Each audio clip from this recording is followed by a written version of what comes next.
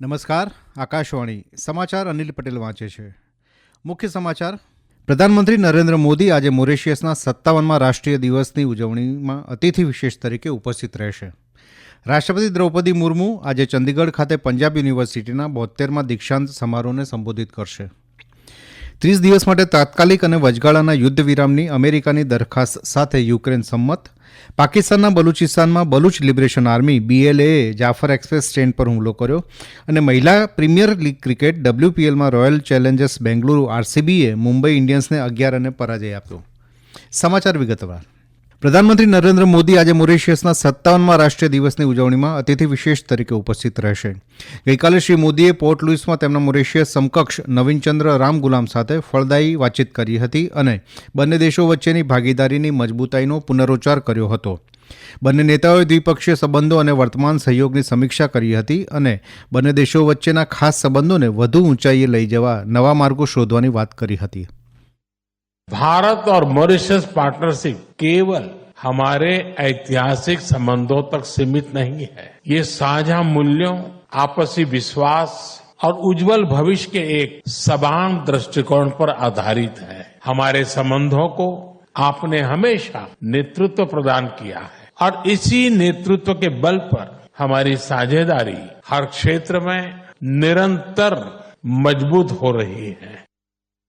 બેઠક દરમિયાન સંરક્ષણ, સુરક્ષા, આર્થિક જોડાણો અને સાંસ્કૃતિક આદાન પ્રદાન પર ચર્ચા કરવામાં આવી હતી. પ્રધાનમંત્રી મોદીએ ખાતરી આપી કે ભારત મોરેશિયસ માટે એક મૂલ્યવાન અને વિશ્વસનીય વિકાસ ભાગીદાર હોવાનો ગર્વ અનુભવે છે અને બંને દેશો ગ્લોબલ સાઉથના હિતોને પ્રોત્સાહન આપવા માટે સાથે મળીને કામ કરશે. બાદમાં મોરેશિયસના પ્રધાનમંત્રીએ યોજેલા ભોજન સમારોહમાં શ્રી મોદીએ મોરેશિયસને મિની હિન્દુસ્તાન ગણાવ્યું હતું. यहाँ हमारे पूर्वज बिहार हो, यूपी हो, भारत के दूसरे हिस्सों से लाए गए थे.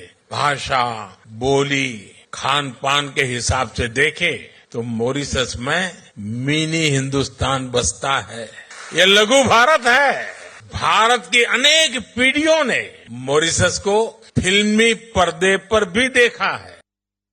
પ્રધાનમંત્રીએ ગઈ રાત્રે પોર્ટ લુઇસમાં ભારતીય મૂળના નાગરિકોને સંબોધન કરતા જણાવ્યું કે ભારતના સાગર વિઝનના હૃદયમાં મોરેશિયસ રહેલું છે. પ્રધાનમંત્રીએ તેમના 30 મિનિટના ભાષણમાં ભોજપુરી ભાષાનો વારંવાર ઉપયોગ કર્યો હતો.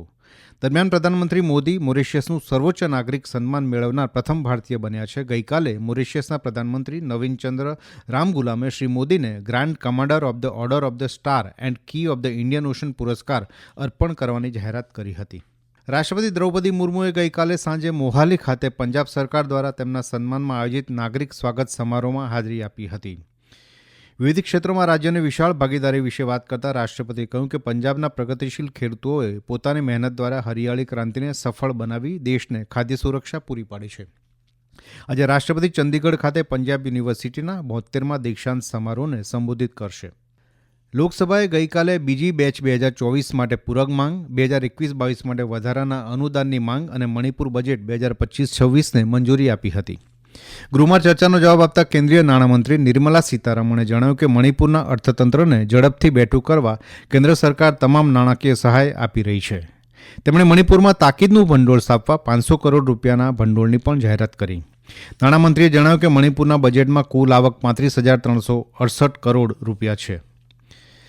પ્રધાનમંત્રી સૂર્યઘર મફત વીજળી યોજનાએ 10 માર્ચ સુધીમાં દેશભરમાં 10,09,000 સ્થાપનો પૂર્ણ કરીને એક મહત્વપૂર્ણ સીમાચિહ્ન હાંસલ કરી છે. નવીનીકરણ ઉર્જા મંત્રાલયે એક નિવેદનમાં જણાવ્યું કે ચંદીગઢ તથા દમણ અને દીવે તેમની 100% સરકારી ઇમારત પર સૌર લક્ષ્યાંકો પ્રાપ્ત કર્યા છે, જે સ્વચ્છ ઉર્જા અપનાવવામાં દેશનું નેતૃત્વ કરે છે. રાજસ્થાન, મહારાષ્ટ્ર, ગુજરાત અને તમિલનાડુ જેવા રાજ્યો પણ આ ક્ષેત્રમાં સારું પ્રદર્શન કરી રહ્યા છે. અમેરિકાએ જણાવ્યું છે કે 30 દિવસ માટે તાત્કાલિક અને વચગાળાના યુદ્ધ વિરામ માટે તેની દરખાસ્ત સાથે યુક્રેન સંમત થયું છે અને હવે રશિયાએ તેનો પ્રત્યુત્તર આપવાનો છે. અમેરિકાએ યુક્રેનને ગુપ્તચર માહિતી અને લશ્કરી મદદ પૂરી પાડવા પરનો પ્રતિબંધ પણ ઉઠાવી લીધો છે. સાઉદી અરેબિયાના જેદ્દામાં યુક્રેનના અધિકારીઓ સાથે બેઠક બાદ અમેરિકાના વિદેશમંત્રી માર્કો રૂબિયોએ પત્રકારોને આ માહિતી આપી હતી.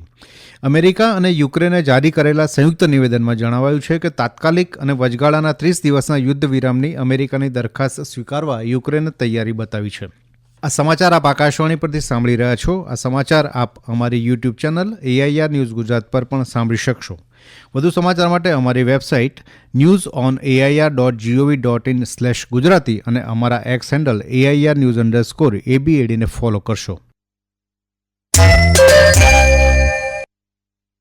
પાકિસ્તાનના દક્ષિણ પશ્ચિમી પ્રાંત બલુચિસ્તાનમાં બલુચ લિબરેશન આર્મી BLAએ જાફર એક્સપ્રેસ ટ્રેન પર હુમલો કરીને ટ્રેન પર કબજો કરીને 450 પ્રવાસીઓને બંધક બનાવે છે. આ ટ્રેન ક્વેટાથી પેશાવર જઈ રહી હતી ત્યારે આ હુમલો કરવામાં આવ્યો હતો. આતંકવાદીઓએ બાદમાં નાગરિક બંધકોને છોડી દીધા હતા અને લશ્કરી જવાનો સહિત 214 લોકોને બાનમાં રાખ્યા હતા. ઉલ્લેખનીય છે કે પાકિસ્તાનની સાથે સાથે બ્રિટન અને અમેરિકા સહિતના અનેક પશ્ચિમી દેશોએ બલુચ લિબરેશન આર્મીને આતંકવાદી સંગઠન જાહેર કર્યું છે. મહિલા પ્રીમિયર લીગ ક્રિકેટ WPLમાં રોયલ ચેલેન્જર્સ બેંગલુરુ RCBએ અંતિમ લીગ મેચમાં ગઈકાલે મુંબઈ ઇન્ડિયન્સને 11 રને પરાજય આપ્યો છે. ગઈકાલે મુંબઈના બ્રેબોર્ન સ્ટેડિયમ ખાતે રમાયેલી મેચમાં મુંબઈ ઇન્ડિયન્સે ટોસ જીતીને ફિલ્ડિંગ પસંદ કરી હતી. RCBએ મર્યાદિત 20 ઓવરમાં 3 વિકેટે 199 રન કર્યા હતા. જવાબમાં મુંબઈ ઇન્ડિયન્સની ટીમ 20 ઓવરમાં 9 વિકેટ ગુમાવી 188 રન જ કરી શકી હતી. નવી દિલ્હીમાં ગઈકાલે શરૂ થયેલી વર્લ્ડ પેરા ગ્રાન્ડ પ્રી એથ્લેટિક્સમાં ભારતે પુરુષોની ડિસ્કસ થ્રો F11 સ્પર્ધામાં 3 ચંદ્રક મેળવ્યા હતા. સાગરે 34.84 મીટરનો થ્રો કરીને સુવર્ણચંદ્રક, જ્યારે બાલાજી રાજેન્દ્રને 26.98 મીટર સાથે રજત અને જનકસિંહ હરસાનાએ 25.13 મીટરના થ્રો સાથે કાંસ્ય ચંદ્રક મેળવ્યો હતો. મહિલાઓની 100 મીટર રેસમાં ભારતની પ્રીતિપાલે 14.85 સેકન્ડ સાથે રજત ચંદ્રક મેળવ્યો હતો. બેડમિન્ટનમાં ભારતના લક્ષ્ય સેન અને માલવિકા બંસોડ બર્મિંગહામમાં રમાયેલી ઓલ ઇન્ડિયન ઓપન ચેમ્પિયન્સની પ્રી ક્વાર્ટર ફાઇનલમાં પ્રવેશ મેળવ્યો છે. પુરુષોની સિંગલ્સ સ્પર્ધામાં ગઈકાલે લક્ષ્ય સેને ચાઇનીઝ તાઇપેઈના સુલી યાંગને હરાવ્યા હતા અને મહિલા સિંગલ્સમાં માલવિકા બંસોડે પ્રથમ રાઉન્ડમાં સિંગાપોરની ખેલાડી યીઓ મિનને હરાવ્યા હતા. અગાઉ HS પ્રણય ફ્રાન્સના ટોમા જુનિયર પોપો સામે હારી જતા ટુર્નામેન્ટમાંથી બહાર નીકળી ગયા હતા. યુવા બાબતો અને રમતગમત મંત્રી ડોક્ટર મનસુખ માંડવિયાએ ભારતીય મહિલા કબડ્ડી ટીમનું સન્માન કર્યું હતું. 6ઠ્ઠી એશિયન મહિલા કબડ્ડી ચેમ્પિયનશિપમાં સફળતાપૂર્વક ખિતાબ જાળવી રાખવા બદલ ટીમનું સન્માન કરવામાં આવ્યું હતું. મંત્રીશ્રીએ ટીમને તેમની સફળતા બદલ 67,50,000 રૂપિયાના રોકડ પુરસ્કારની પણ જાહેરાત કરી હતી. ઈરાનના તહેરાનમાં માર્ચમાં યોજાયેલી ચેમ્પિયનશિપમાં ભારતીય ટીમે યજમાન ટીમ ઈરાનને હરાવીને સફળતાપૂર્વક પોતાનો ખિતાબ જાળવી રાખ્યો હતો. અને એપ્રિલથી ડિસેમ્બર 2024 દરમિયાન દેશમાં કોલસાની આયાતમાં 8.4% ઘટાડો થયો છે. કોલસા મંત્રાલયે એક નિવેદનમાં જણાવ્યું છે કે એપ્રિલથી ડિસેમ્બર 2024 દરમિયાન કોલસાની આયાત અંદાજે 183 મિલિયન ટન રહી છે, જે ગયા નાણાકીય વર્ષના સમાન સમયમાં 200 મિલિયન ટન હતી. અને હવે આજના અખબારોના મુખ્ય સમાચાર રજૂ કરે છે હર્ષ લેવા. આજના તમામ અખબારોએ પાકિસ્તાનમાં ટ્રેન હાઇજેક, 100 બલુચ લડવૈયાઓનો હુમલો, 150 જવાન બંધક, પ્રધાનમંત્રીને મોરેશિયસનું સર્વોચ્ચ સન્માન એનાયત, કેનેડા પર આજથી 50% વળતો ટેરિફ, મસ્કની સેટેલાઇટ ઇન્ટરનેટ સેવા માટે એરટેલ સાથેની ડીલ અને યુક્રેનના રશિયા પરના ડ્રોન હુમલાના સમાચારોને મુખ્ય પાને પ્રકાશિત કર્યા છે. સંદેશની હેડલાઇન છે, પાકિસ્તાનમાં ટ્રેનનું અપહરણ, 30 જવાનોના મોત. નવગુજરાત સમયે બીજા દિવસે પણ સંસદના બંને ગૃહમાં હોબાળો, મતદાર યાદી અને સીમાંકન મુદ્દે સરકારને ઘેરવા વિપક્ષનો પ્રયાસના સમાચારને પ્રથમ પાને પ્રકાશિત કર્યા છે. ગુજરાત સમાચાર મુખ્ય શીર્ષકમાં લખે છે, ટ્રમ્પનો પ્રહાર, કેનેડા પર આજથી 50% વળતો ટેરિફ. દિવ્ય ભાસ્કરે પ્રથમ પાને લખ્યું છે, ભારત દુનિયામાં દૂષિત દેશ, મેઘાલયનું બર્નીહાટ સૌથી પ્રદૂષિત.